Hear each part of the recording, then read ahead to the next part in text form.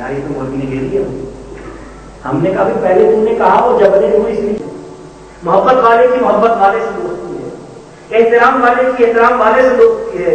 قرآن نے تو بعد رسال حضور علیہ السلام کے دربار کا, آپ کی درگاہ کا ادب بھی سکھایا کہ اے لوگوں جب تم اپنی جانوں پر ظلم کر لو تو میرے محبوب کے دربار میں حاضر ہو جاؤ. فاستغفر اللہ واستغفر الرسول, پھر اللہ سے توبہ کرو, یہ رسول بھی اللہ کی بارگاہ میں تمہاری سفارش کرے گا. لوجد اللہ تواب الرحیم, تو تم اللہ کو توبہ قبول کرنے والا مہربان پاؤ گے. 56 آیتیں پڑھی میں نے آپ کے سامنے. یہ ساری آیتیں ہمیں ادب بتا رہی ہیں, حضور کی شان بتا رہی ہیں. میری معذوری اور مجبوری ہے کہ میں حافظ قرآن نہیں ہوں, ورنہ 560 آیتیں پڑھاتا. سارا قرآن پڑھا ہوں, بسم اللہ کی بات سے لے کے والناس کی سین تک سارا قرآن حضور کا ادب, حضور کی تعظیم, حضور کی شان, حضور کی عظمت ہے.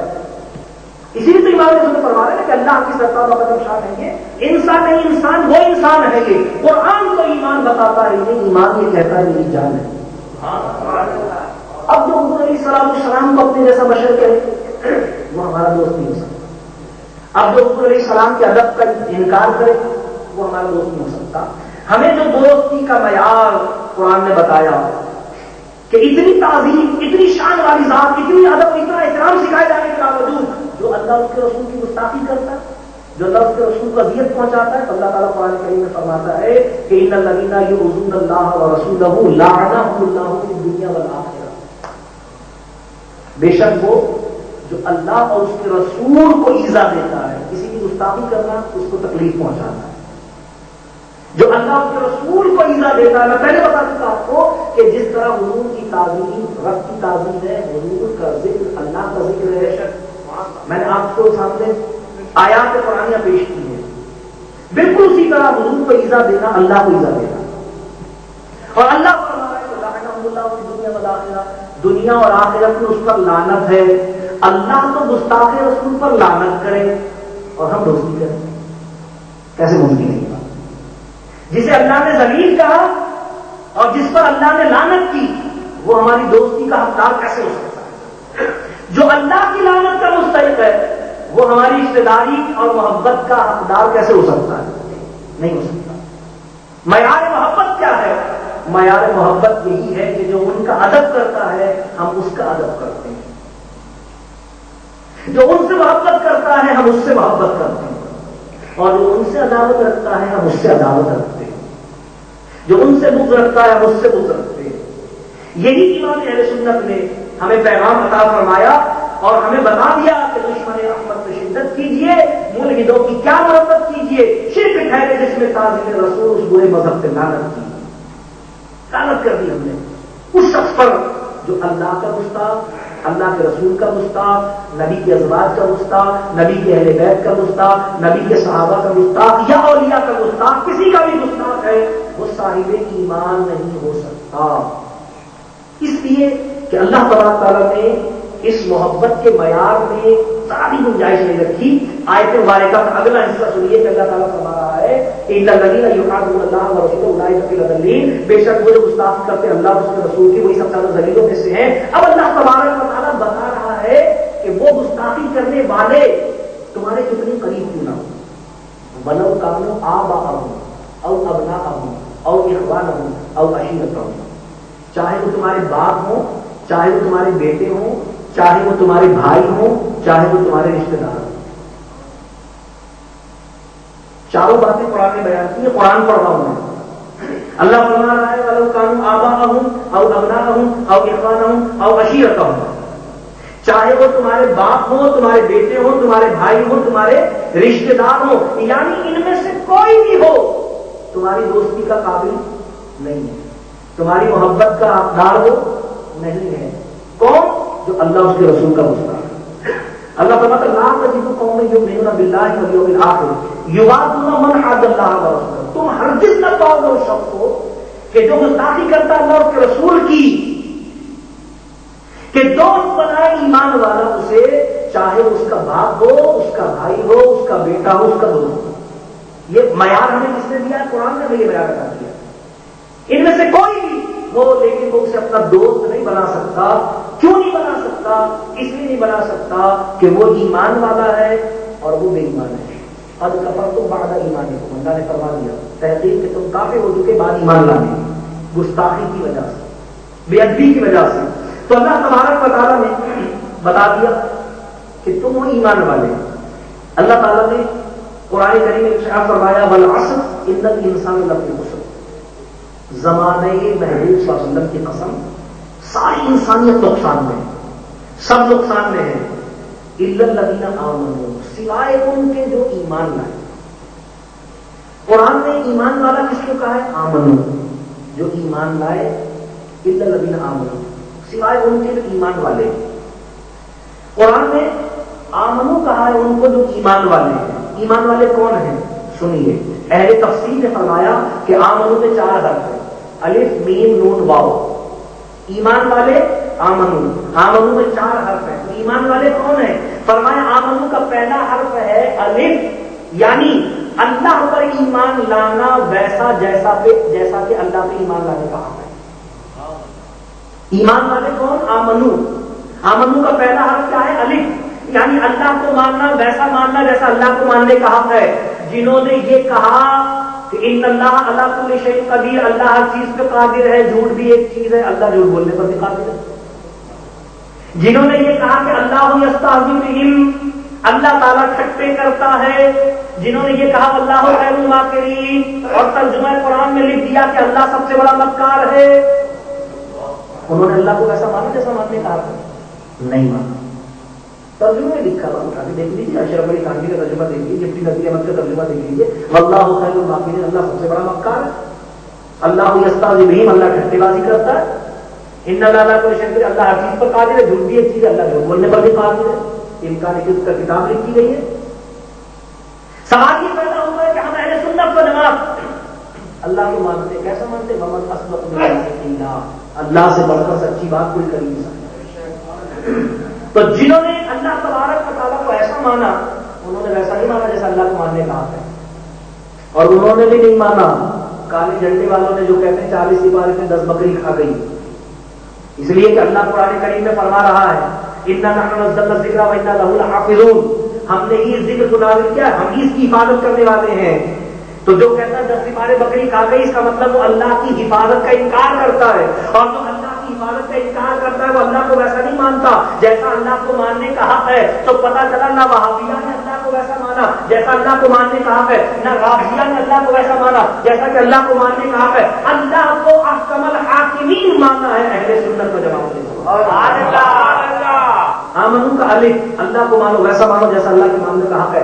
آمنو کا دوسرا حرف ہے میم، میم کا مطلب محمد صلی اللہ علیہ وسلم، یعنی اللہ کے بعد اللہ کے محبوب کو مانو جیسا ان کو ماننے کا حق ہے. ایسا نہیں مانو کہ دیوار کے پیچھے سے بے خبر بتاؤ، ایسا نہیں مانو کہ مر کر مٹی میں ملنے والا بتاؤ، ایسا نہیں مانو کہ معاذ اللہ اپنے جیسا بشر بتاؤ، ایسا نہیں مانو کہ بڑے بھائی کی تعظیم کا حکم دو. نہیں، بلکہ اللہ کے حبیب علیہ السلام کو ویسا مانو جیسا ماننے کا حق ہے. اللہ تبارک و تعالیٰ نے اپنے حبیب علیہ السلام کو جو شان عطا فرمائی، ابھی آپ نے آیات قرآنیہ سنی، اس شان کے مطابق اللہ کا نور مانو، اللہ کا نبی مانو، اللہ کا حبیب مانو، رحمت اللہ علیہ مانو، جان کائنات مانو، حبیب کبریا مانو، محبوب خدا مانو. اللہ کے حبیب علیہ السلام کو جیسا ماننے کا حق ہے ویسا اہل سنت و جماعت نے مانا.